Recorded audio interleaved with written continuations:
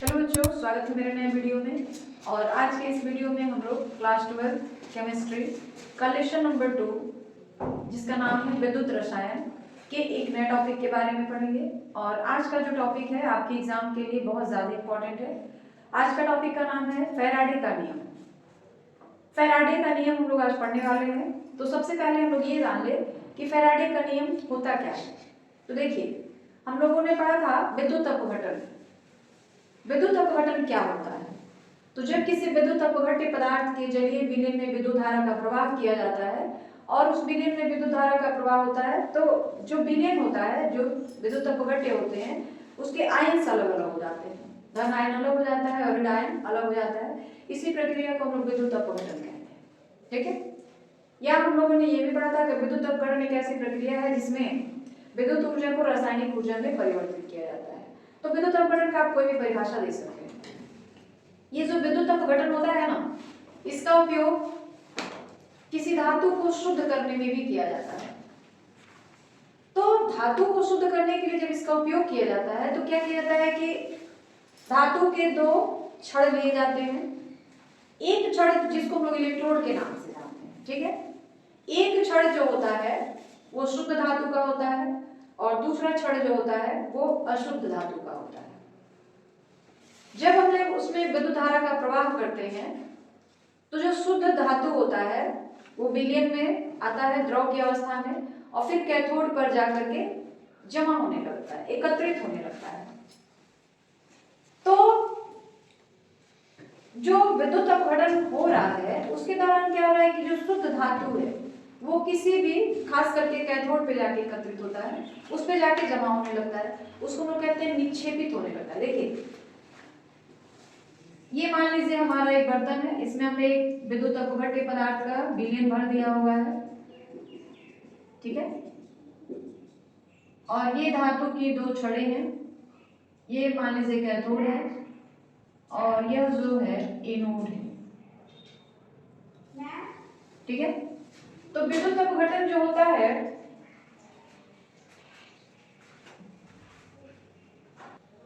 तो हम लोग विद्युत अपघटन जब करवाते हैं तो उसमें क्या होता है कि जो अशुद्ध धातु की छड़ होती है ना उसको एनोड बनाया जाता है और जो शुद्ध धातु की छड़ होती है उसको कैथोड बनाया जाता है। तो जिस धातु को शुद्ध करना होता है वो धीरे धीरे इसमें से शुद्ध धातु जो होता है ना पिघल पिघल करके मेल्टेड होकर के इस विलयन में आता है और फिर इस कैथोड पर जाकर के जमा होने लगता है।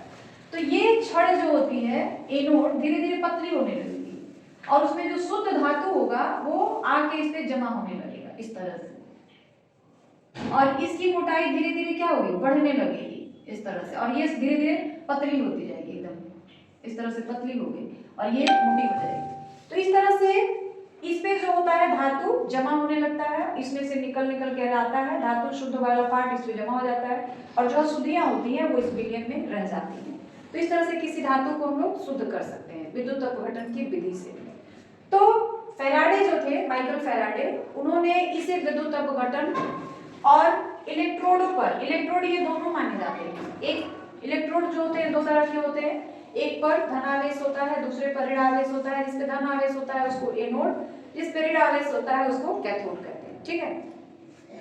तो उन्होंने क्या किया कि विद्युत अपघटन और विद्युत अपघटन के दौरान जो इलेक्ट्रोड होते हैं, इसमें जो भी पदार्थ एकत्रित होते हैं उसमें उन्होंने गहन अध्ययन किया और अध्ययन के बाद जो उनको रिजल्ट मिला उसके आधार पर उन्होंने एक नियम बनाया।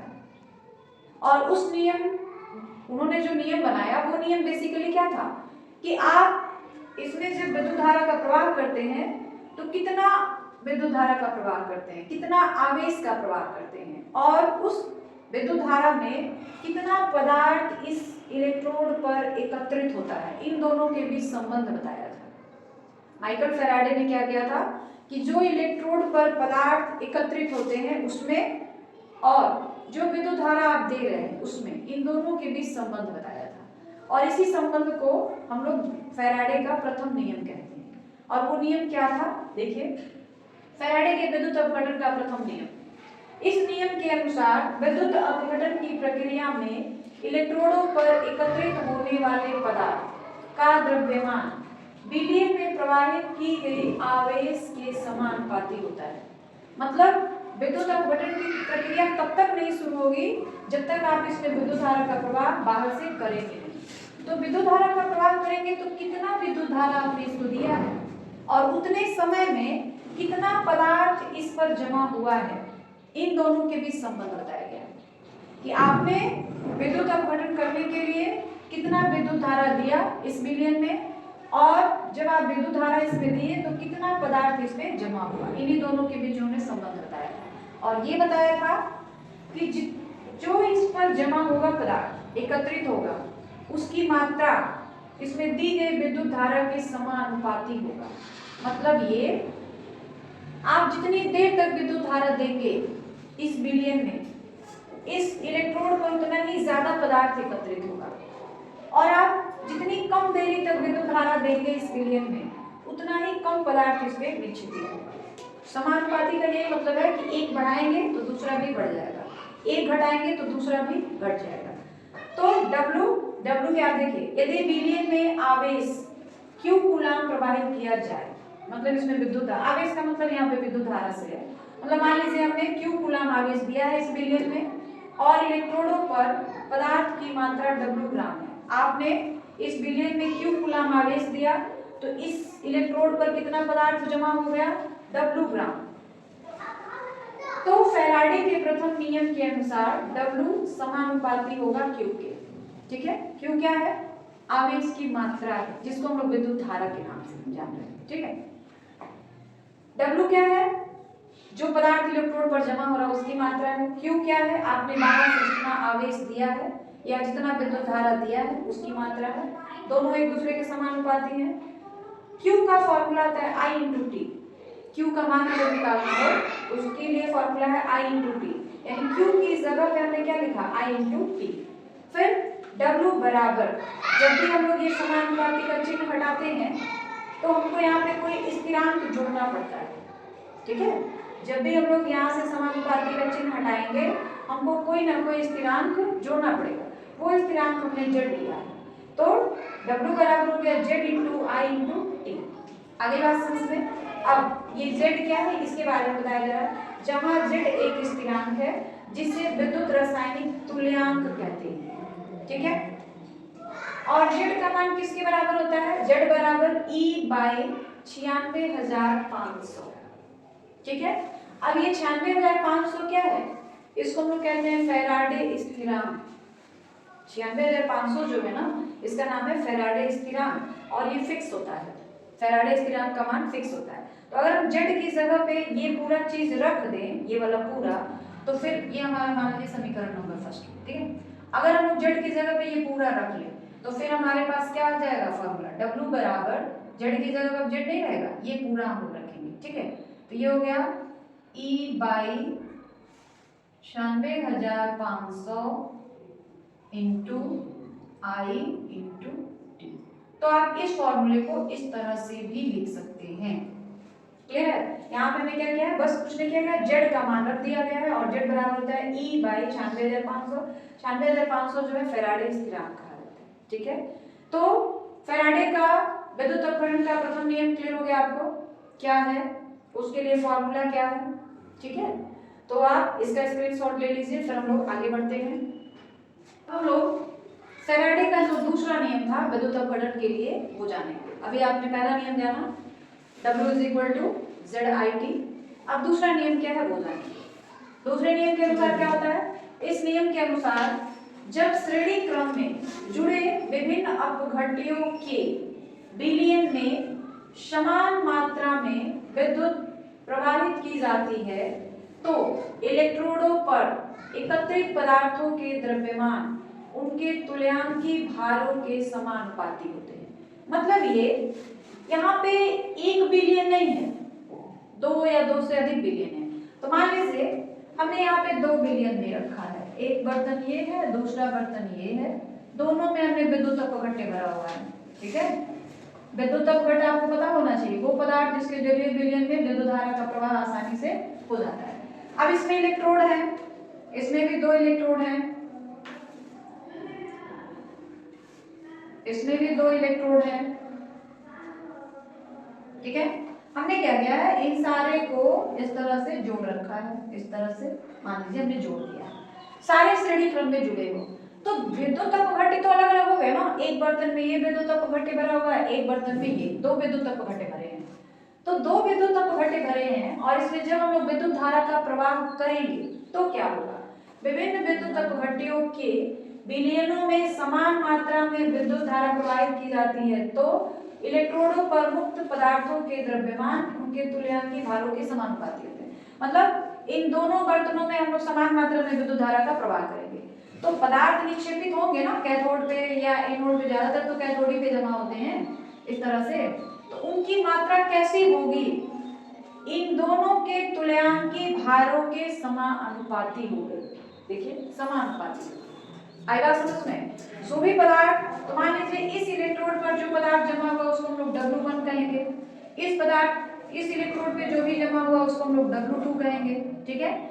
और इसकी तुल्यांक, इसका जो तुल्यांकी भार है उसको हम लोग E1 कहेंगे और इसके तुल्यांकी भार को हम लोग E2 कहेंगे। तो इन दोनों में क्या संबंध है, W1 by W2 जो होंगे इन दोनों पदार्थों के तुल्यांकी भारों के, यानी E1 बटा E2, इन दोनों के क्या होंगे, बराबर होंगे, ठीक है। अब देखिए क्या किया जाए, फैराडे के प्रथम नियम से हमने अभी निकाला था ना, W is equal to ZIT, तो यहाँ W1 की जगह हम लोग क्या लिखेंगे, Z1 into I into T लिख सकते हो, और W2 के लिए क्या लिखा जाएगा, Z2 into I into T is equal to E1 by E2। ये कहां से हमने लिखा, फैराडे के प्रथम नियम से लिखा, ठीक है। तो I यहाँ का T कैंसिल हो गया, अब आपके पास क्या बचा, Z1 by Z2 is equal to E1 by E2 लिख सकते हैं। देखिए Z1 by Z2 is equal to E1 by E2 आया कैसे, तो IT और IT दोनों जो है आपस में कट गए, ये बचा। अब इसको आप लोग ऐसे लिख सकते हैं, ठीक है, E समानुपाती होता है Z के, ये तो पता है ना। जैसे E1 by E2 को हमने लिखा E और इस Z1 by Z2 को हमने लिखा Z, ठीक है।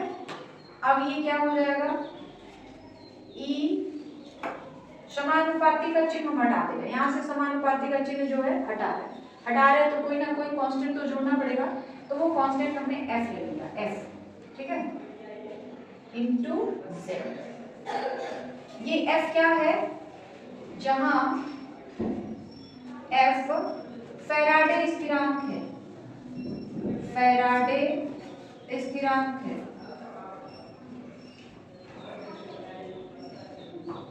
F जो है ना फैराडे स्थिरांक है, और F का मान फिक्स होता है, F इज इक्वल टू होता है 96,500, ठीक है, ठीक है। अब अगर यहाँ से आप Z का मान निकाल दें, Z का मान यहाँ से, तो Z बराबर क्या हो जाएगा, यहाँ दिखाई पड़ रहा है, अगर नीचे अगर एक लाइन लिख दी जाए तो आपको दिखाई पड़ेगी, ठीक है ना, यहाँ पे, तो ठीक है, इसको हम लोग ऊपर लिखते हैं। यहाँ से अगर आप Z का मान निकालते हैं तो Z बराबर क्या हो जाएगा, देख लीजिए, Z बराबर आ जाएगा E by F, ठीक है। अब अभी हमने प्रथम नियम में बताया था आपको E by F, Z बराबर E by F, F की जगह हम मान रख दें E और F का मान है 96,500। फैराडे का जब प्रथम नियम हम लोगों ने पढ़ा था तो उसमें मैं आपको लिखाया था ना Z बराबर E by इतना, तो वो कहाँ से आया, तो यहीं से, आरी बात समझ में।